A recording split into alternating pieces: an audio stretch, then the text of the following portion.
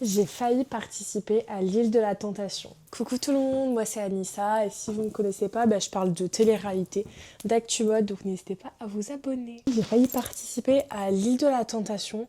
Donc pour tout vous expliquer, ça a commencé en août 2025.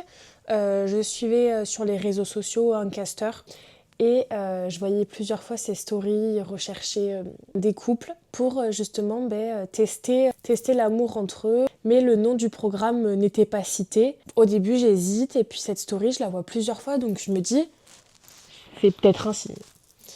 Et donc au début, je prends contact avec ce casteur, je lui envoie un message, mais dans ma tête, je me dis jamais il va me répondre. Il doit avoir une centaine, voire des milliers de messages. Mais je me dis, c'est pas cause perdue.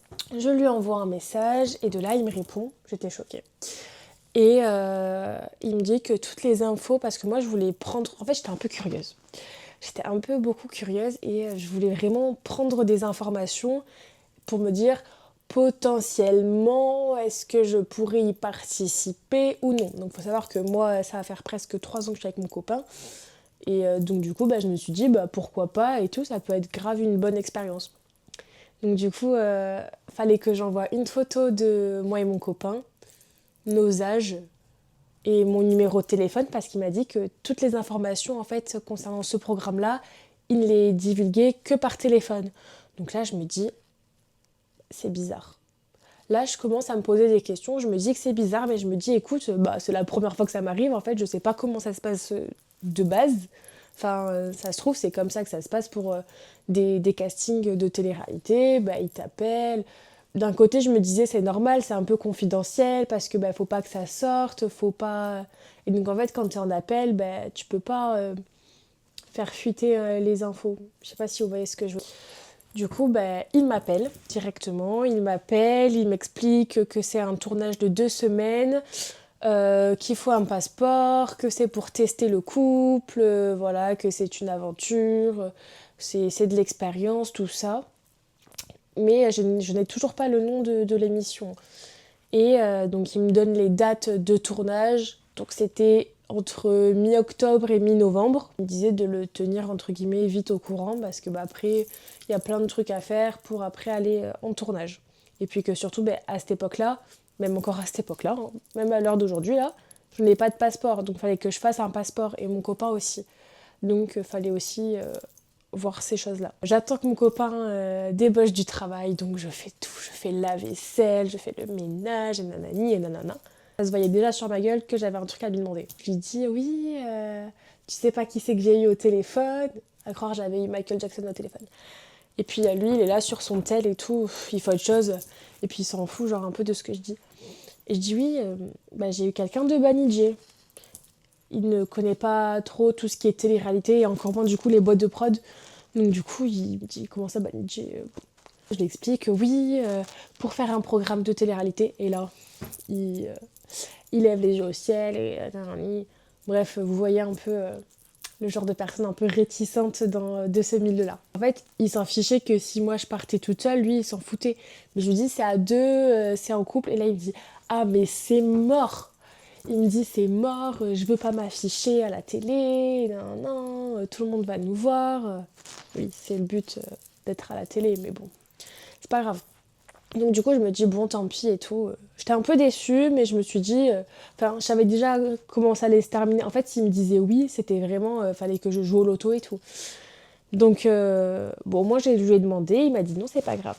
Et donc du coup, je recontacte le casteur pour lui dire que mon copain il veut pas et que voilà, tant pis quoi. Donc il m'a dit pas de souci et tout, je comprends. Et à partir de ce moment-là, j'ai plus jamais recontacté ce casteur et lui non plus ne m'a pas contacté. Mais par contre, j'étais toujours abonnée à lui et je voyais encore ses stories. Et je voyais justement qu'il y avait encore ces stories-là, nous recherchons des couples. Puis ensuite, quelques jours après, c'était plus nous recherchons des couples, mais nous recherchons des célibataires. Et donc en fait, ils recherchaient et des couples et des célibataires.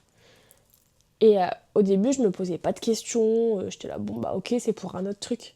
Mais en fait, ça commençait à beaucoup trop se ressembler.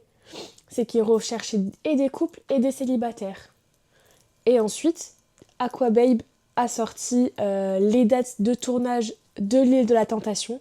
Et ces dates-là concordé avec les dates que le castor m'avait données. Donc à partir de là, je me suis dit, oula, c'est bizarre. C'est très. Et là, quand je me rends compte que les dates concordent avec les dates que le castor m'avait données et que je remets en fait tous les éléments ensemble, nous recherchons des couples, nous recherchons des célibataires à l'autre bout du monde, que le tournage c'est aux mêmes dates, là, c'est bon, hein, les fils sont connectés et j'ai compris que c'était pour l'île de la Tentation. Et si j'avais su dès le départ que c'était pour ce genre d'émission, ce genre de programme, jamais je n'aurais demandé au casteur des informations sur le programme, jamais. Parce que tout simplement, je trouve que c'est un programme qui est malsain. Enfin, en fait, je ne vois pas l'intérêt d'aller briser ton couple devant la France entière.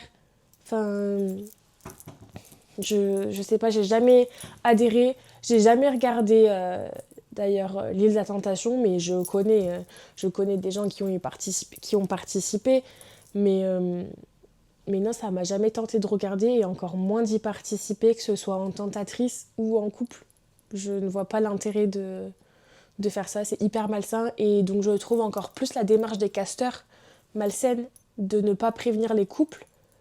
Et parce qu'en fait, à chaque fois, je me disais, mais t'es en couple, tout se passe bien avec ton mec, pourquoi tu vas faire l'île de la Tentation? Tu sais très bien qu'il va se passer des trucs horribles, enfin, ils ont besoin de divertissement, ils vont pas faire appel à des couples et puis il va rien se passer, le mec il va pas tromper sa nana, la nana non plus, les tentateurs et les tentatrices ça va être des plantes vertes, non, eux ils veulent pas ça, eux justement ils vont vouloir que le mec trompe, que la meuf trompe, qu'il y ait des retournements de situation et nanani et nanana.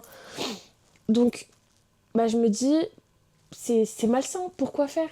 Donc heureusement que mon copain a dit non, parce qu'en fait vous imaginez, si j'ai raison, je ne dis pas à 100% que le casteur avec qui j'avais parlé me parlait pour l'île de la Tentation, pas à 100%, mais il y a quand même plusieurs éléments qui concordent en fait. Il y a plusieurs éléments qui font qu'il y a quand même un lien chelou. Donc vous imaginez si les couples qui sont contactés ou qui contactent comme moi je l'ai fait et on leur dit pas que c'est pour l'île de la Tentation et qu'ils y vont. Bon, je pense quand même à un moment donné, j'espère qu'avant d'arriver sur l'île, t'es au courant. Imagine, t'es là avec ton mec, tu crois que tu vas faire tes bestes de vacances, vivre une bonne expérience, tester ton couple, mais en mode safe et tout. Et t'arrives et c'est l'île de la Tentation. Ah là, ça fait 3 tours dans ma tête, je crois. C'est pas possible. Donc du coup, ça reste quand même un mystère. Mais s'il y a des personnes qui ont vécu pareil que moi, qui ont déjà contacté un casteur et qui ont d'autres infos, n'hésitez pas à laisser un commentaire ou à m'écrire. Et même s'il y a des gens qui ont participé à l'île de la Tentation, si vous avez des informations et que vous pouvez les dire, dites-les moi. J'aimerais bien en savoir un peu plus sur cette histoire mystérieuse. C'est la fin de ma vidéo, j'espère que ma petite story time vous a plu et j'espère qu'un jour on aura le fin mot de l'histoire quand même. Si vous voulez me revoir, il suffit tout simplement de vous abonner et d'activer la cloche. Je vous fais de gros bisous, à bientôt mes stars!